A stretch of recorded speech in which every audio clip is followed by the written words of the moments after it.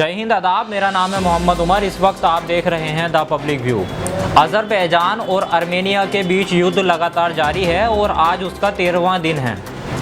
आप देख रहे होंगे, बहुत से न्यूज़ चैनल पर देख रहे होंगे वहाँ क्या हालात हैं। आज हम बात करेंगे कि अज़रबैजान और आर्मेनिया का क्या मामला है और इनके बीच में क्या प्रॉब्लम है जिसकी वजह से ये जंग हो गई। जैसा कि न्यूज़ में आप देख या सुन रहे होंगे, अज़रबैजान इसमें भारी पड़ रहा है। उसने करीब 16 इलाके अपने एरिया जो थे उसके उस पर वापस से कब्जा कर लिया है। अभी हम आपको एक मैप दिखाएंगे। इसमें काराबाग का एरिया है। काराबाग वहाँ का एक इलाका है।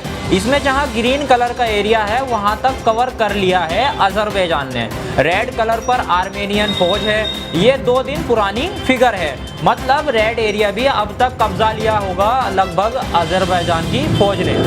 ये निगरानो काराबाग अज़रबैजान में ही है और 30 साल से इस पर विवाद है। यूएनओ ने भी इसी अज़रबैजान का हिस्सा माना था। जिस तरह से कश्मीर को भारत का हिस्सा माना जाता है उसी तरह से काराबाग को अज़रबैजान का हिस्सा माना जाता है। जिस तरह से पीओके पर पाकिस्तान ने अवैध रूप से कब्जा कर रखा है, उसी तरह से काराबाग पर आर्मेनिया ने कब्जा कर रखा था, जो कि वास्तव में अज़रबैजान का हिस्सा था। मतलब एक तरह से ये समझें तो इसके चारों तरफ का एरिया जो है वो अज़रबैजान का है और ये बीच में एक आर्मेनिया का हिस्सा है जिसका नाम है काराबाग। ये इलाका खनिज संपदा से भरपूर है। इसे और आसान तरह से समझें तो भारत, पाकिस्तान और बांग्लादेश जैसी स्थिति की तरह भी समझ सकते हैं कि बीच में भारत है और दोनों तरफ जैसे पूर्वी पाकिस्तान था। आर्मेनिया करीब 31 लाख की आबादी वाला एक लैंडलॉक मसीही बहुल कंट्री है। इसकी कुल 45,000 के करीब एक्टिव आर्मी है, बाकी रिजर्व में 1.25 लाख के करीब है। हथियार अधिकतर इनके पास रशियन है। अज़रबैजान, जिसका मतलब होता है आग की हिफाजत करने वाला, उसका मुहाफिज देश। पहले अज़रबैजान में ज़ेरोथिस्ट पारसी थे। 7वीं या 8वीं शताब्दी में यहाँ इस्लाम आया, लेकिन कुछ कल्चर तो वहीं पुराने भी रहते हैं जैसे हमारे यहाँ हैं। दूसरा, इसका वैज्ञानिक कारण भी है। यहाँ नेचुरल गैस बहुत अधिक मात्रा में है और बहुत सी जगह पर तो इतनी ज़्यादा नेचुरल गैस है कि रिसाव होकर खुद आग जलती रहती है। इसलिए भी इसे आग से जोड़ा गया है और इसका नाम डला अज़रबैजान। स्टेट्स में तो सेक्युलर रिपब्लिक कंट्री है जैसे भारत है। ये करीब 1 करोड़ से ज़्यादा अधिक जनसंख्या वाला एक शिया मुस्लिम बहुल देश है।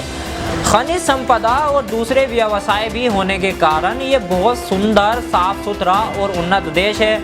अज़रबैजान का 95% हिस्सा एशिया में और 5% यूरोप में लगता है, इसीलिए इसे यूरेशिया भी कहा जाता है।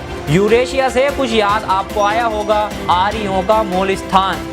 आप महसूस करेंगे जब अज़रबैजान जाएंगे तब वहाँ पर एक हिंदूवादी संस्कृति भी पनप रही है या पहले से थी। वहाँ भगवान शिव का मंदिर है और भगवान विष्णु का भी। अज़रबैजान के पास करीब 1.5 लाख एक्टिव आर्मी है और 2 लाख के करीब रिजर्व फौज इनके पास है। हथियार अधिकतर इनके पास रशियन है और इजराइल के दिए हुए हथियार भी हैं। अगर आप नस्ल की बात करेंगे तो अधिकतर इनमें लोग फिलहाल आज़री तुर्क हैं। इस लिहाज से इनकी तुर्की और ईरान दोनों से नज़दीकी मामला है। यहाँ का लाइफ स्टाइल रूस जैसा ही है। डांस बार और शराब के बार भी हैं। टूरिज्म है। इसकी कैपिटल या राजधानी बाकू है। बाकू जब शहर के बारे में आप देखेंगे बहुत खूबसूरत शहर है, दुबई की तरह लगेगा। मन्नात यहाँ की करेंसी का नाम है। एक मन्नात लगभग 20 इंडियन रुपए के बराबर होता है। ओपन माहौल है। महिलाएं ईरानी और टर्किश और रशियन मूल जैसी हैं। पुरुष भी लगभग ऐसे ही हैं। नवरोज यहाँ का एक ऐतिहासिक त्योहार है जो 7 दिन तक मनाया जाता है। दोस्त आते हैं, मेहमानदारी चलती है और 7 दिन तक लोग अपने घरों के दरवाजे मेहमानों के लिए खुले रखते हैं। कुछ लोग इसको कट्टर इस्लामिक मुल्क समझते हैं। दरअसल अज़रबैजान एक कट्टर इस्लामिक मुल्क ना होकर एक सेक्युलर कंट्री है। वहाँ सब कुछ अवेलेबल है, शराब, डांस वगैरह सब कुछ अवेलेबल है। वहाँ इस्लामिक चीज़ें बहुत ना के बराबर हैं। दरअसल अज़रबैजान को इजराइल जैसे देशों का बैकअप मिल रहा है और तुर्की की बात करें तो वो तो ऑलरेडी साथ है ही। तो अज़रबैजान को लगा कि आर्मेनिया से हम अपना मैटर इस माहौल में सुलझा लें तो हमारे लिए बेहतर रहेगा, अपने इलाके वापस ले लें। वो अपने हिसाब से यही सोचते रहे क्योंकि उन्हें औरों से कोई ख़ास मतलब भी नहीं है। अब रूस, चाइना, ईरान, तुर्की, Pakistan, Qatar, Malaysia, North Korea जैसे देश एक ब्लॉक में हैं। दूसरी ब्लॉक में आप कह सकते हैं कि America, England, Australia, Japan, Bharat, Israel, Saudi Arab जैसे देश, इनका अलग गुट है। आर्मेनिया, अजरबैजान जंग में पहले वाले गुट की कंडीशन आपस में ही गड़बड़ाने लगी है, क्योंकि आर्मेनिया एसटीओ का सदस्य है। जिस तरह से अमेरिका ने नाटो बना रखा है, वैसे ही रूस ने एसटीओ बनाई हुई है। मतलब अगर आर्मेनिया पर हमला होता है तो एसटीओ के सभी सदस्य देश उसकी मदद को आगे आएंगे। इसमें वही देश हैं जो रूस से अलग हुए हैं। इसमें टर्की ओपनली अजरबैजान के साथ है और पाकिस्तान भी, साथ में इजराइल भी। अब जहां इजराइल होगा वहां ईरान किसी हालत में नहीं खड़ा होगा, जबकि ईरान के अजरबैजान से बहुत करीबी संबंध है।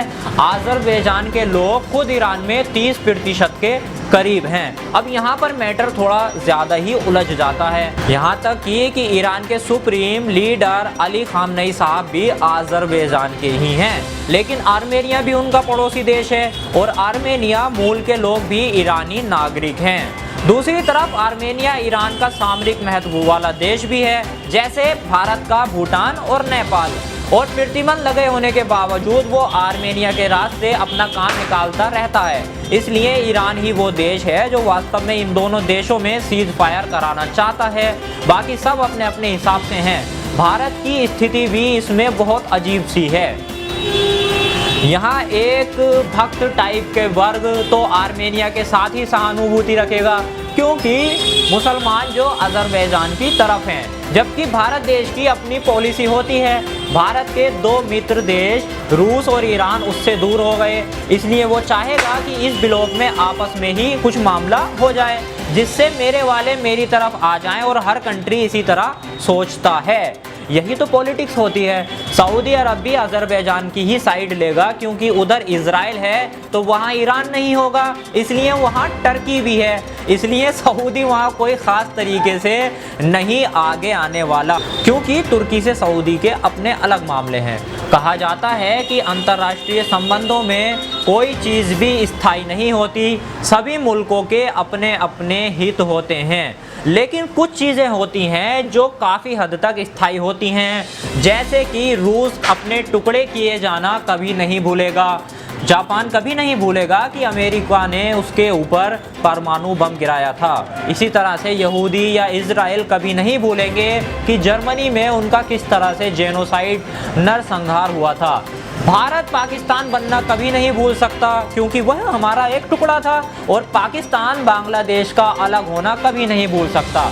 अब लेटेस्ट बात यह है कि रूस ने तुर्की को बोला है कि हमारे सब्र का ज़्यादा इम्तिहान लेना ठीक नहीं होगा, इसलिए थोड़ा हल्का हाथ रखो। काराबाग खाली कराने तक रूस आर्मेनिया की मदद को नहीं आएगा, क्योंकि यूएनओ ने कहा है काराबाग अजरबैजान का ही हिस्सा है, क्योंकि ये लीगली अजरबैजान का एरिया है और अपने एरिया को कब्जे में लेना हर मुल्क का अधिकार है। इसलिए रशिया भी बीच में नहीं आ रहा। लेकिन यहाँ आर्मेनिया पिट रहा है, इसलिए उसने अजरबैजान के सिविलियन एरिया में मिसाइल दागनी शुरू कर दी। उसने सोचा होगा कि जवाब में अजरबैजान भी ऐसा ही करेगा, आर्मेनिया के अंदर हमला करेगा, तो फिर मेरे ऊपर जब हमला होगा तो रूस और एसटीओ को आना पड़ेगा। इसी को कहते हैं दुनिया को एक दूसरे में लड़ाना। विश्व युद्ध, जो तृतीय विश्व युद्ध की बात हो रही है, कहीं ऐसा ना हो इधर से ही शुरू हो जाए। उधर ईरान ने अजरबैजान और आर्मेनिया के बॉर्डर पर अपने 200 टैंक और एयर डिफेंस सिस्टम और आर्टिलरी वगैरह लगा दी है, और वार्निंग दी है कि अगर ईरान में कुछ भी घपला करने की कोशिश करी तो ईरान चुप नहीं बैठेगा, वो बदले में मारेगा। इसी तरह की और भी इंटरेस्टिंग न्यूज़ के लिए देखते रहिए द पब्लिक व्यू।